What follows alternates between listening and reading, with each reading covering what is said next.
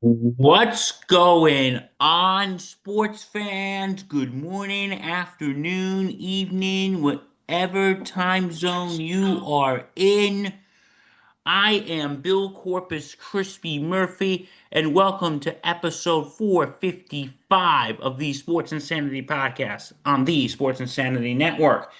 And I got bad news and good news. The good news is depending on which way you interpret it. The bad news, unfortunately, Danny Boy Reginald could not be here today. He is a little under the weather. We just hope he gets better soon, and he'll be here he'll be here when we do the show on Friday. The good news, I am joined by the one and only Mark Olofsky Halpern. Mark, how are you? I am fine, Bill. How are you? Well, it's Monday, but I'm good. Monday, Monday. Can't trust that day. Tell me No, why we I don't like cannot steal Mondays. the song. So we got a lot to talk about. We got the LCSs, the NCLS wrapped up on Friday, and we got Game 7 of the ALCS tonight. We're gonna recap NFL Week 7, and yeah, you're all gonna. Let's just. I'm just gonna tell you now. You hear more later. You all know you're gonna hear me rant about the Giants. You're gonna hear me rant about the Giants. You know that. If you didn't want to hear that, guess what? You've been warned. You've been warned, and Mark's gonna sit here and enjoy every second of it, aren't you? Sure am. Yeah, we get it. Dallas won yesterday. Yes, they did. We get it. Okay, so let's start off with some baseball. The On Friday night, the National League Championship Series took a took a has ended while the Los Angeles Dodgers defeated the Milwaukee Brewers 5-1. The Dodgers are going back to the World Series. Shohei Ohtani got the win. And yeah, so the Dodgers are unstoppable, and the Brewers, which look like the real team to beat, dude, they look like the real team to beat. And they You just know, this series they were just it was just bye. to really no surprise, to me at least, the Dodgers returning to the World Series. Hats off to, that team yet again is a well-oiled, well-stocked baseball team. Um, Yes. Your points on Milwaukee is, yeah, they have one hell of a season. Christian Yelich definitely had a great comeback year. Um, the team gelled right. The team played right. The team did everything right. The team had to face the number one team in baseball to try to get to the World Series. They put up the best fight they could, but when the LA Dodgers, just like the Mets, just like the Yankees lineup, when it's on fire, you can't stop it. And that's what it was. But hats off to the Brewers on making it as far as they did. We'll see what happens next year. Oh, absolutely. We got to see what happens next year. The Dodgers are yeah, but the Dodgers going to become the new Yankees in a way? Well, that's what a lot of people are hoping for, you know, and we'll get to that after we talk about the ALCS. But that's what a lot of analysts and sports providers are wondering. But we'll get into that after we talk about the Mariners and the Blue Jays. I want to talk about them first before we get to that. Yeah, that is a very fair analysis right there. Speaking of the Mariners and the Blue Jays, The Blue Jays won last night by a score of 6-2 in Game Six. So it's the two words that everybody wants to hear in sports, Marky Mark. Game 7. Game Seven. And of all the series that could have gone to game 7, this is the one I wanted. These are the two, and I take this as nothing away from any other team who made the playoffs. These two are the hungriest teams in baseball, in my opinion. They Both are. teams have not been to a series in so long. Both teams haven't been to an ALCS in so long. You The know, it's welcome back time, and it comes down to two guys. Comes down to Vladimir Guerrero, who's having one of the best LCSs I've seen, batting over 462, home runs, playing great, and who should be the MVP of baseball, Cal Raleigh, as he has done it all to help bring Seattle to where it is. big dumper. Yes, the Big Dumper, the greatest nickname in baseball, next to Lars Nootbaar, who has the greatest name in baseball. Mark, I gotta tell you, the Mariners came out on the series 2 games to none. Yep. And this wasn't gonna be like Red Sox level coming back, but I knew something told me Toronto wasn't gonna lay down and die. Not after the season they had. Nah, and plus, I'm not just saying that because they beat my beloved Yankees, but this was a series so far that you knew was going to go the distance. Oh, yeah. Oh, let me rephrase that. I was hoping, because as I said, I was hoping it would go to distance. I actually thought this was going to end by game 6, but I'm glad it didn't. I'm excited. I Game 7 tonight. I'm excited. Yeah, and the reason why it's exciting for fans like Bill and me is because neither one of us have a dog in the fight. So now it's just watching straight up baseball, and that's what I like. Not having to really complain about my players striking out or popping up. No, we're just watching good competitive baseball. Yeah, I'll just gonna say this. Yeah, and this kind of just soothes my depression of the Yankees being eliminated. And And when you said like as a we've long come to time, learn every year, we get disappointed by our teams one way or another. if the Mariners win, this is their first time going to the World Series. Well, if they win, yes. If they win, this would be their first time in the World Series in franchise history. Yep. Not even Ken Griffey Jr. can say he swung in. He It is played a in a few shame playoffs. he He played in a few playoffs, but did never make it to the series. This Seattle team has great pitching. It's got a solid lineup. Flip sided to Toronto again. Same thing. They got solid pitching and a great lineup. The key term is everybody is available one way or another tonight. That means to come in to pitch two-thirds of an inning or one inning, whatever. They'll get it done. they'll get it done. And we got to see what happens tonight. I'm excited for this game. Yep. This is why we love baseball. Again, as I said, not having somebody truly rooting for is just going to make it even more anticipation while each pitch is being thrown. And it makes us a little more relaxed. Mm. It's going to make us a little more relaxed. So yeah, I love baseball. Game 7 tonight. We both of us have no dog in the fight, so we can rest easy tonight, Mark. We can rest easy. Now, what were you saying earlier about the Dodgers, which the potential dynasty with them being the next Yankees? Okay, so you have my point to being now I'm glad we covered the LCS. My point being is that the Dodgers and the Yankees are perennial playoff teams.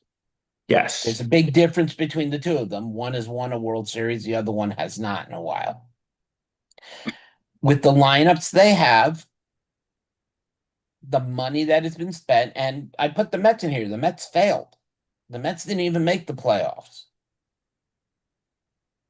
They should win. These teams should be winning the World Series every year. By just statistic books, by everything. Should win the World Series every year.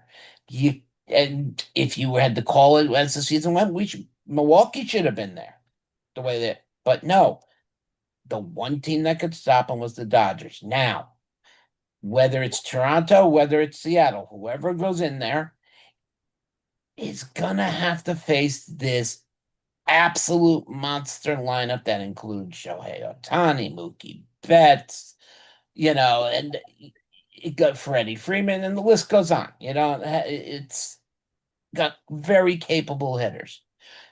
If the Dodgers lose, then you can honestly say they're no better than the Yankees. They're no better than the Mets. They spend all this money, $700 million on Shohei Ohtani, $750 million on Juan Soto. Mets didn't make it. Are the Dodgers going to be that team that are going to make it to the playoffs every year and just not be able to do the dance and have players leave because of stuff like that and slowly dissolve? Are we now at the point, Mark, where maybe spending a lot of money does not necessarily mean winning championships? See, that goes back to the beginning of the season. And we all said this from you, me, Mike, Dan, even Patch when he was on. We all agree that in all major league sports, there are teams that have money and teams that don't. Yes, that's kind of like the line from good old Brad Pitt. But no, we have seen teams, and we're going to use the Florida Marlins as the example, go to the World Series on rookies and just some veterans. Any team can beat any team on a court, on the ice, on the gridiron, or on the diamond anytime you step on the field. Period. On the cricket field. Yeah, anywhere. Anybody can beat anybody. Consistency is key. If the Dodgers do not win the World Series, something's wrong. What do you have to fix? I don't know. What do you fix on a World Series team like the Dodgers? Pitching, probably, you need some pitching, but it's hard to say. But you can have a player, and I highly doubt it's going to happen. Shohei Ohtani goes 129 in the World Series. It can happen. He It could give can. up 9 runs in the first inning of the game he pitches. Anything can happen. But the Dodgers, Anything if they can don't happen. win, are going to fall into that territory. Yes, absolutely. So anyway, that is the so yeah, but do if the Dodgers win, I think we are seeing the beginnings of a dynasty here. If the Dodgers win, and I know Rick Zolzer's listening right now, saying they're gonna win. I don't have to worry about it. If the Dodgers win, yes, we can possibly see the beginning of a 3 to 4 year run, maybe a four in a row World Series championship. It could happen. And then we'll never hear the end of it from Rick Zolzer. Ah, trust me, the whole Hudson Valley Renegade fan base won't hear it from the end of Rick Zolzer. He deserves it though. He will hear it till we will be hearing Yes. it till like Now, Vision and the old ops guy will send him a text. Don't worry. so I don't have to go hide in the bunker to avoid hearing Yeah. him. Yes. You want to come hide in the bunker with me? Nah. What's the Souls is a good worst that guy. could happen if we get stuck in a bunker together? Uh, I'm live. I'm gonna keep my mouth shut on that one. yeah. So anyway, yeah, did no one get any ideas? All right, game seven tonight, ALCS, and we'll find out who goes into the World Series. Game one is on Friday. Yeah. Yeah, I love this time of year in sports. World Series on the horizon. Football is in full swing. Basketball and hockey's just started. Basketball starting this week. Yep. And yeah, speaking of football, before we get to the inevitable, I want to say something. Shout out to the Notre Dame Fighting Irish for beating USC this weekend. Guess how happy that made me. Um, Very. Funny story about that. I got a fun question to ask you. Mark, do you tape games? I used to. I used to record games a long time ago. Now with the power of DVR, there are times I'll record the extra 1 o'clock game so I can go back and see plays that I didn't see. Yeah, I get to see the coverage of them in the 30-second replay, but sometimes I like to go back and see the play, how it started and formulated. So once in a while, if it's a good game, I'll record it on the DVR just to go back and take a look. So, but if you have like say a social thing you have to do on a Sunday during a Cowboys game, do you DVR the game or? Depends on the game. If I'm out, there is no way someone's not going to spoil it for me because they know I'm a Cowboys fan. So I'm going to hear it one way or the other. If it's the Dallas Giants game, yeah, I'll record it. If it's whatever, then I'll watch the replay quickly at 7 o'clock when they do the fastest night in football. I so far have had a great season. The first 7 games have been on national TV, so works for me. Yeah, because here's what I mean. For the Notre Dame game this weekend, I had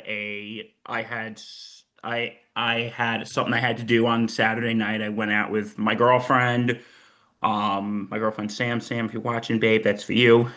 My buddy, his girlfriend, and another friend of ours, and her boyfriend. So triple date. So I had told my buddy Justin, brother, if you're watching, that's for you. I told him I recorded the Notre Dame game. Nobody tell me the score. And I told him that, and my buddy Justin, like he watches baseball, but he doesn't really watch football. So he goes, Bill, I'm not going to spoil it for you. Don't worry. He goes, but after a few drinks, I might do it. I'm like, you do that, it's not going to end well.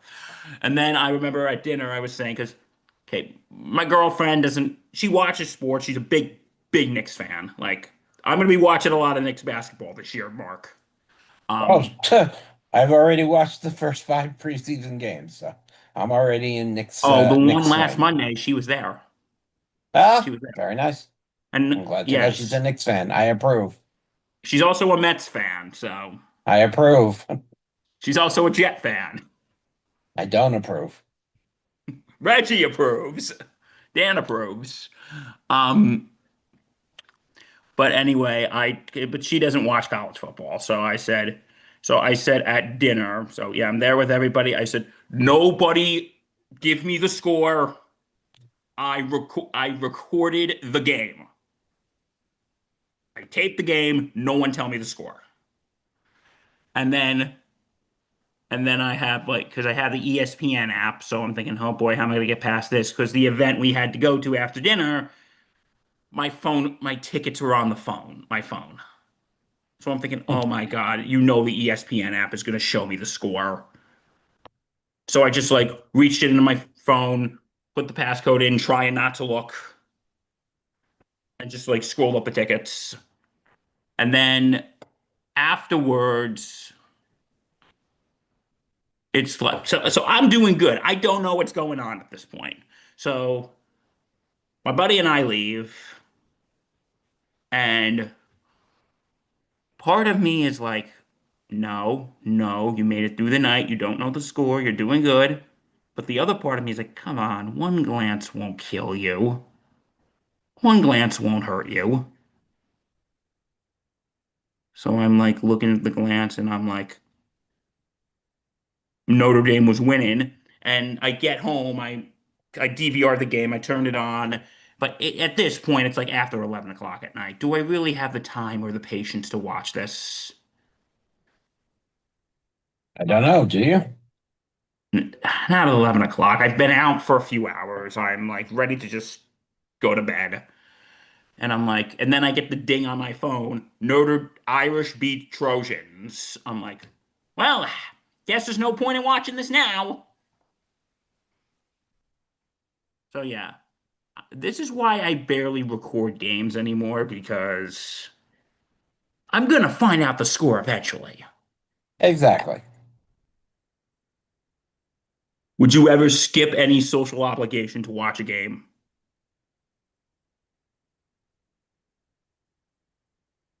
The odds of that person hearing me live right now, yes, I have. I will not say for who or what it was for.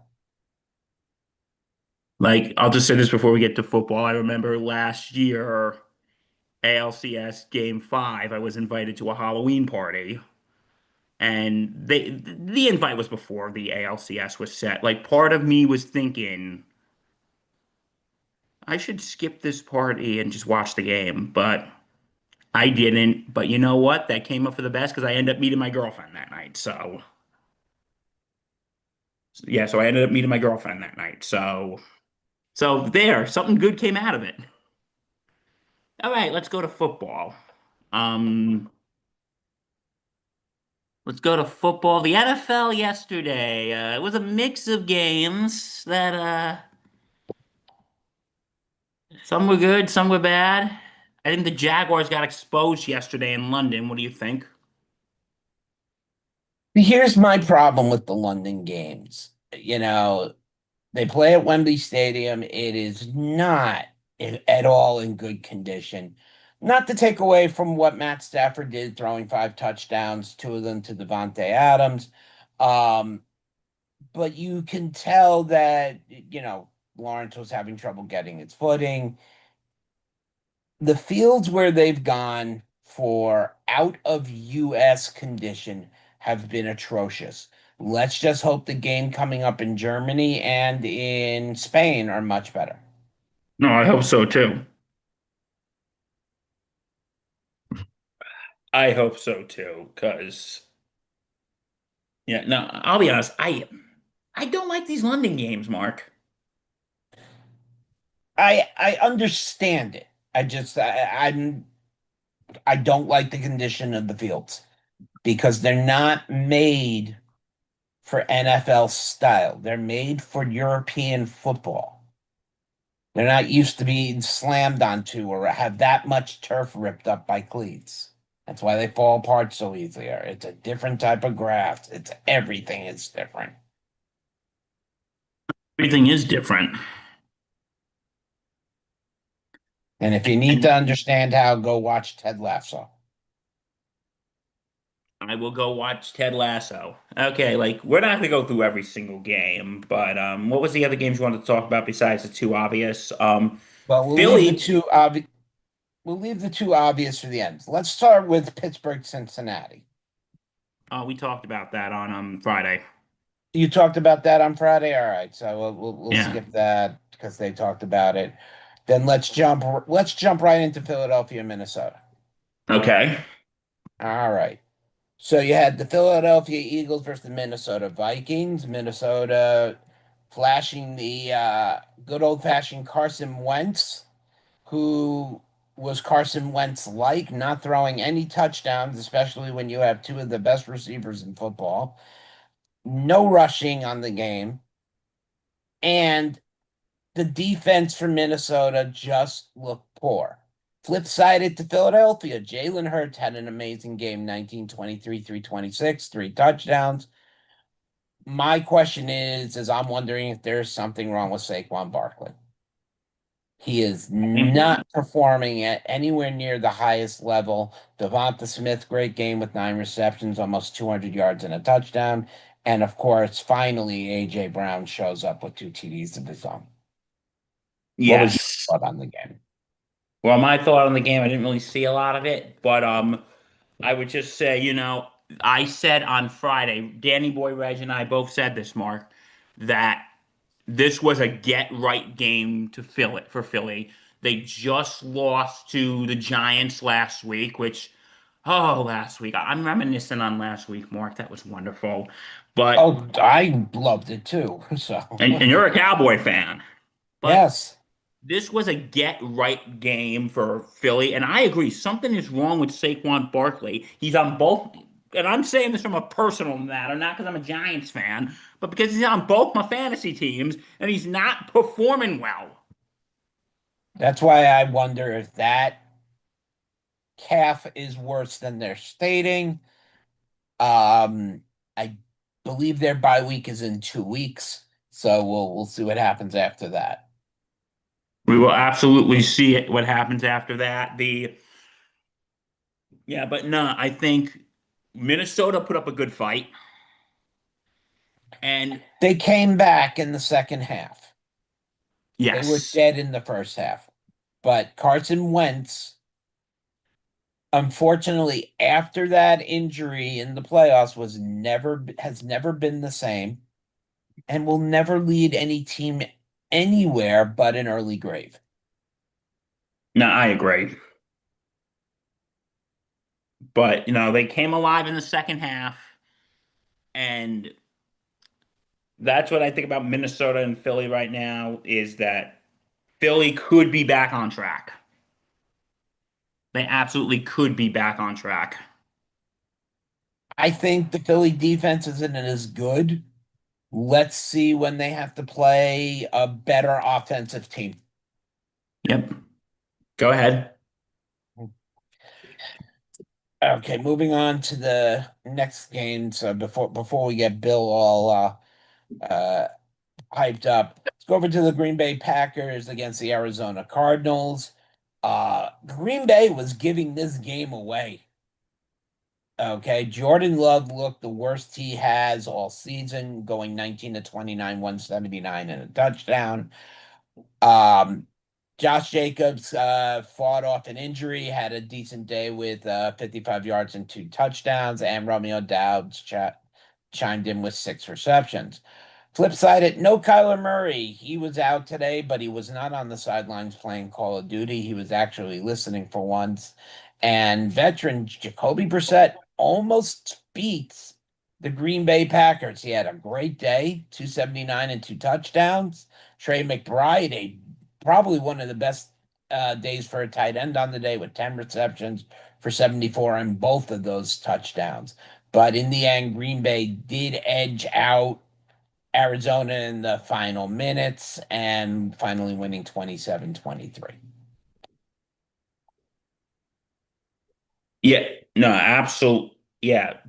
Jacoby Brissett actually having a decent game yesterday. Like you said, 25 out of 36, 279 yards, 2 touchdowns.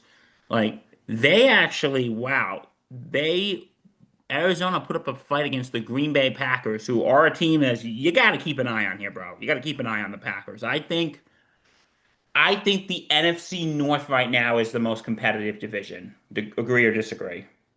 Absolutely agree. You've got Chicago is starting to wake up.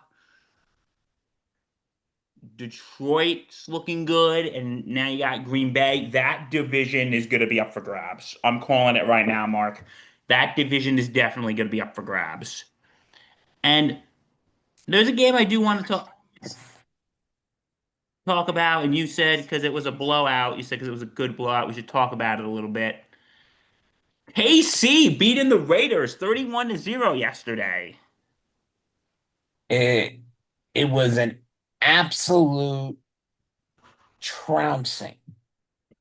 And it was probably Pete Carroll's worst loss as a coach ever. Uh, Yeah, well, blowing the Super Bowl on the last play of the game doesn't help either, but this was still probably the worst loss in Pete Carroll's career. Patrick Mahomes was nearly perfect, 26-35, 286 and 3 touchdowns.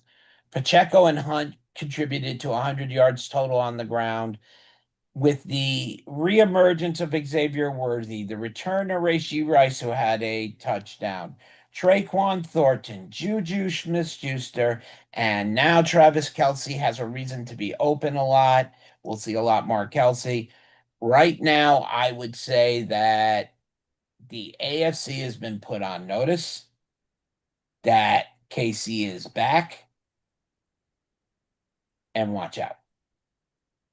Yeah, I think KC is gonna got off to a slow start, but I think they're back in this. Oh, Patrick I Mahomes think play they're like I think they'll be fine. Patrick Mahomes was playing like Patrick Mahomes yesterday. That he was. All right. So Let's jump to your game, Bill. yeah. I would have jumped to the Jets Panthers, but I can't rag on Reg here, so okay. Yeah. What do I even have to say about this yesterday, Mark? What can I say about this? This was the Denver Broncos beat the Giants 33 to 32. Mark, this was an absolute freaking disaster.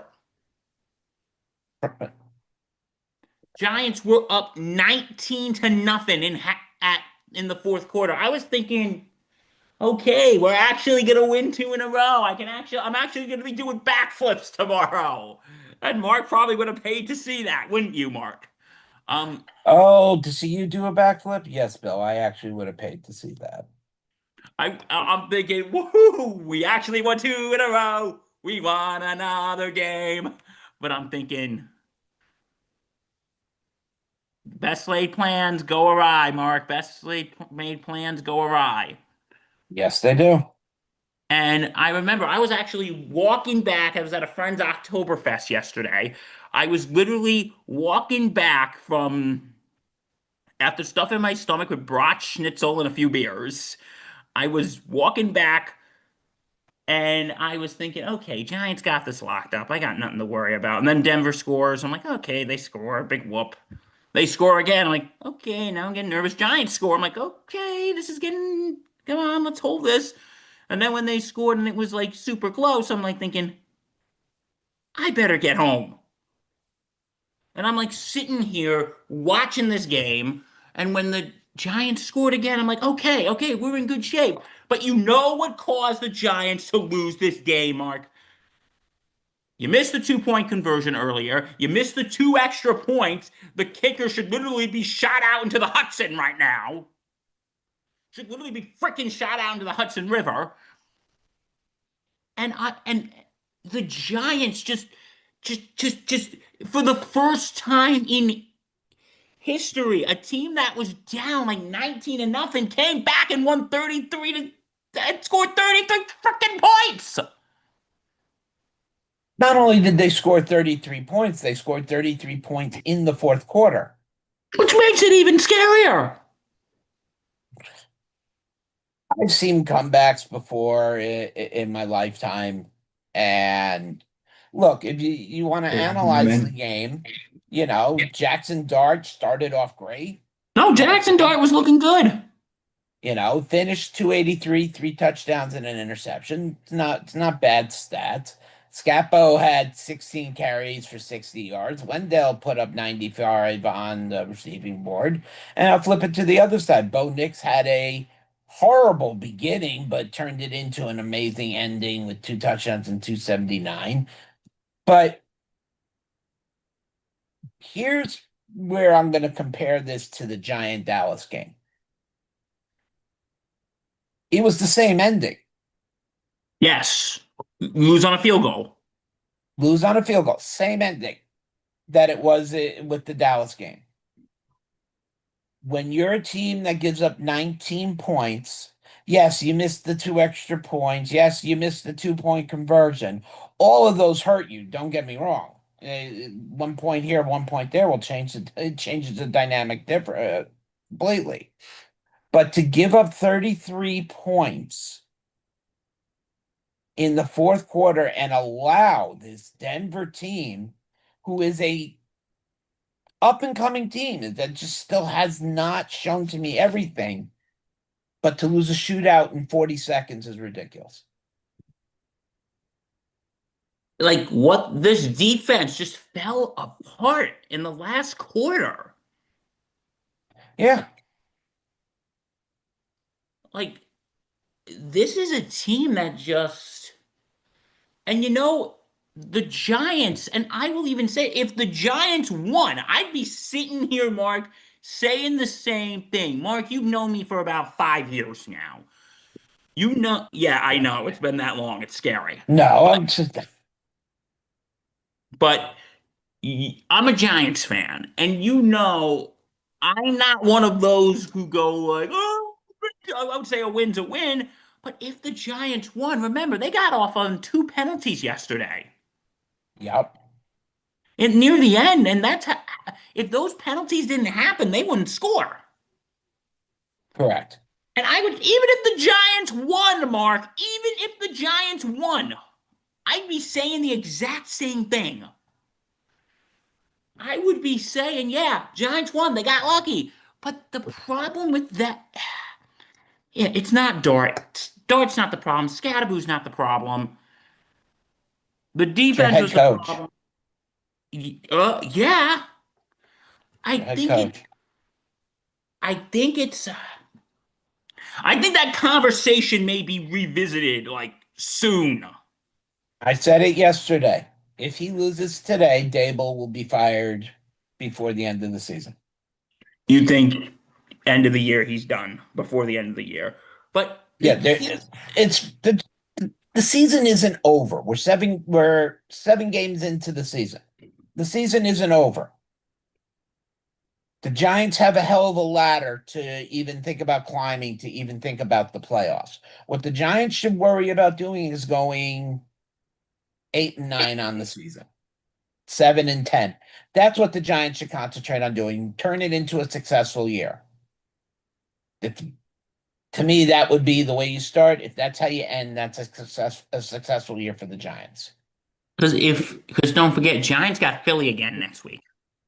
Yep. And trust me, Philly's going to be out for blood in that game. You took the words right out of my mouth. Okay. And here's the thing.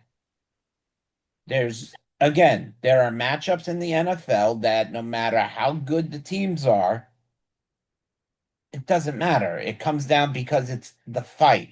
Giants, Eagles, Dallas, Washington, San Francisco Rams, and it goes on and on. Jets, New England, Jets, Miami, whatever. These games, it doesn't matter if you have 10 superstars and the other team doesn't have one. It's adrenaline, motivation, and the willingness to win. Oh, absolutely. And like I've been saying about whether Dable's going to be fired or not, if you asked me between the end of last season and the draft, I would have said Dable's done.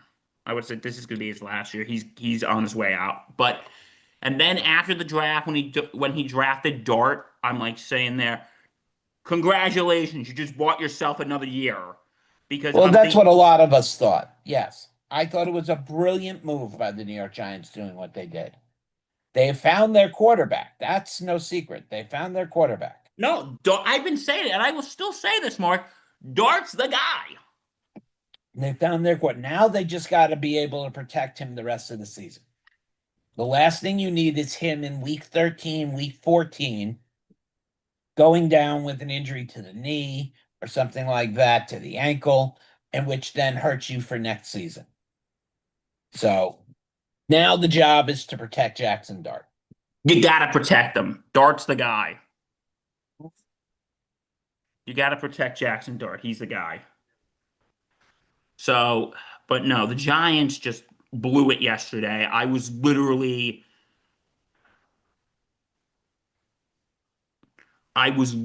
like ready to throw shit at my TV, but I can't do that or my folks would kill me.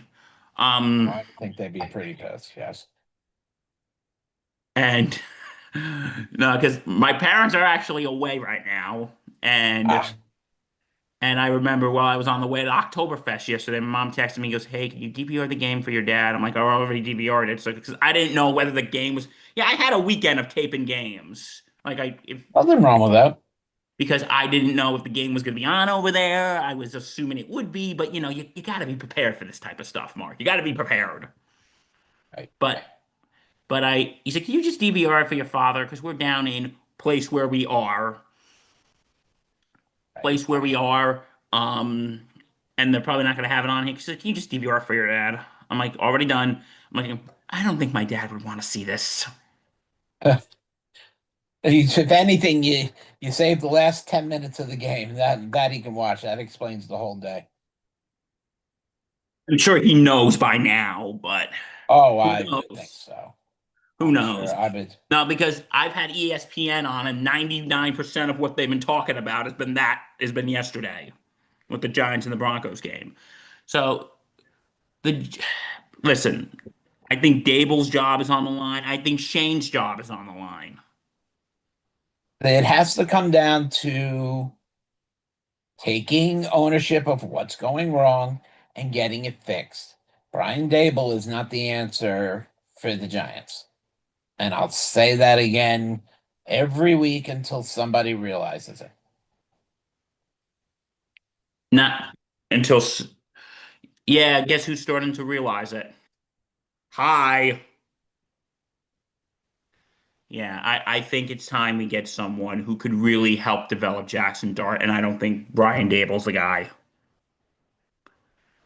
So, yeah, that's what I will say to that's what I will say to that right now. And the Giants are in for a rough road, my friend. They are in for a rough road.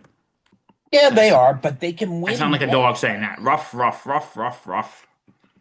They can win Um, ball games if they go out and compete. They keep going out and making the same mistakes with penalties and defensive lapses. They, as I said, they should shoot for 8 and 9 or 7 and 10. That's what they need to shoot for. because the next couple games, here's the next couple games. Got Philly next week. Then you got in Philly. Then you got San Fran at home. Right. Then you got Chicago. Then you got the Packers at home. Then you got Detroit, and in Detroit, and then you got New England in New England. Yeah, none of these are looking good to me right now. None of In these are looking the good. No, they don't right now, but there's no need to throw in the towel yet. No, you're right. You're right. You know. Now So going on yeah, to the game that actually mattered yesterday. yeah. Rub salt in my wound. Thank you. As I said on Sunday Sideline Report, you can watch that right on the network and go and watch it right on our vlogs and blogs. Transfer and take a look at www.thesportsinsanitynetwork.com. Dak Prescott had another errorless day, throwing again for 3 touchdowns. Didn't go for 300 yards, but he didn't have to. The Dallas Cowboys came out and took control of this game in the first quarter by going up 17-8.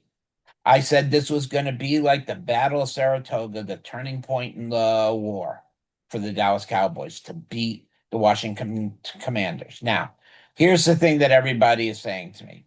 They came out with no wide receivers, no nothing. Yes, all their starting wide receivers are hurt. And unfortunately, Jaden Daniels himself got hurt. We're going to be waiting to hear on the severity of the hamstring, but he looked like he was in a lot of pain. Hopefully, he will not be out too long as the Commanders need him. Um, but Dak Prescott, 21 to 30, 264, and 3 touchdowns. Javonte Williams, another 100-yard day, something Dallas has not had in the last few years. It's a constant 100-yard rusher. The welcome back of C.D. Lamb with 110 yards. Jason Ferguson with another 2 touchdowns. Devon Clowney shows up today with 9 sacks, with his first sack and a few pass knockdowns. This Dallas team is starting to show signs of life offensively. And Yes. I said this from the beginning of the season, the offense is nothing to worry about. The offense is fine. If the defense can't hold or win games, then Dallas is in trouble. I look at the Panthers game. There is no way the Panthers should have won that game. But when you play a zone defense, you leave pockets open, and that's what cost Dallas that game. I love the change by Matt Eberflus this week by playing more man to man, not leaving a lot of routes open. Hands off to Christian Moore yesterday on a couple of nice long catches, though. But the question is not what is Dallas going to do. Dallas is 3-3-1. That tie being going with the Green Bay Packers, and that tie could ultimately help Dallas out towards the end of the season. Um, Dallas goes next week up against the Denver Broncos after they're coming up off of the biggest, high of anything as they just beat the New York Giants, as we just talked about. The Dallas Cowboys have to take the momentum they've had for the last three games offensively and go in and play Denver the same way. It's the defense that has to conform and adapt each week. They'll get Yes. Trayvon Diggs back hopefully next week. They'll get back a couple of linebackers that they need. Demarion Overshawn should be back next week, which is absolutely huge. But we'll see. Is Dallas going to be the winner of the NFC East at the beginning of the season? I said no. I said it's going to go obviously either to the Washington Commanders or the Philadelphia Eagles. But they haven't played so great lately. So we'll see where we are at the turn, as we make the turn into the second half of the season, because that's where endurance comes in. And if you have injuries that are lingering, it becomes a problem.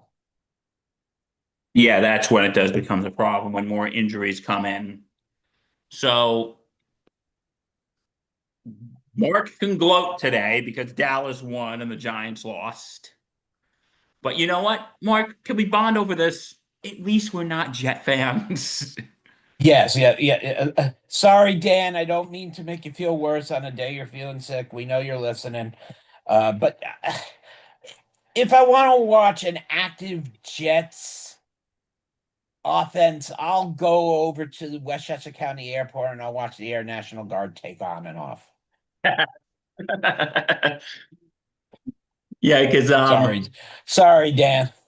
because it was actually funny when I was talking to Sam, my girlfriend, about 'cause she's a Jet fan, I'm a Giant fan, and when the Giants was said, I would say let's go to a Giant game or Jet game this year, babe, but I don't think any of us feel like being depressed, so well, maybe Now we you shouldn't do now that. entering into too cold. Sit in front of it's in a warm house. Pause the game when you got to go to the bathroom. Order whatever you want to eat and relax.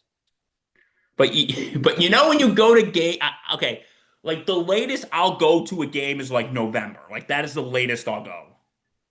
Sounds about fair. That November is like the latest I'll go. Like my brother has gone to games in like December. I'm I've like, you're gone to games insane. January 2nd, New York versus the Giants, Dallas versus the Giants on January 2nd. I'll never forget it. It was -4 degrees and raining. And well, no, and sleeting ice. It was the longest, coldest day of my life. Came home nice and warm, but it was the longest, coldest day of my life. No, I was no, because but my brother said when you go to those cold games, once you have a few once you have some alcohol in you, it's not too bad. Yeah. Well, he's not wrong. No, he is not. My brother's not wrong, Mark. No, he is not. Yeah. Okay. So, any other game to discuss from yesterday? No. Mike and I will cover the big amount tomorrow or Wednesday on the wrap-up show. And yeah. But who do you got for tonight's Monday night games? You know, I never like it, especially with Game 7 tonight. I mean, you got Tampa Bay, Detroit. That's your primetime matchup of the two games. You got Tampa Bay with Baker Mayfield having a great season at 5-1. Got him at 5-1. Will get Mike Evans back, but will not have Chris Godwin. Detroit 4-2, coming off a rough loss last week. Expect Detroit to bounce back. I have Detroit winning this one. And then you got Houston, Seattle. It's the 10 o'clock game. In all honesty, I'll be watching the baseball game. If it isn't over, I'll still be watching that. I think this Uh, will come down to which defense shows up. I think Seattle will end up winning it and going to 5-2. yeah. I'll be flipping between those. I'll be flipping between that because I think the game I'm really gonna be paying attention to tonight out of those two games, even though I think Tampa Bay and Detroit's gonna be the better game.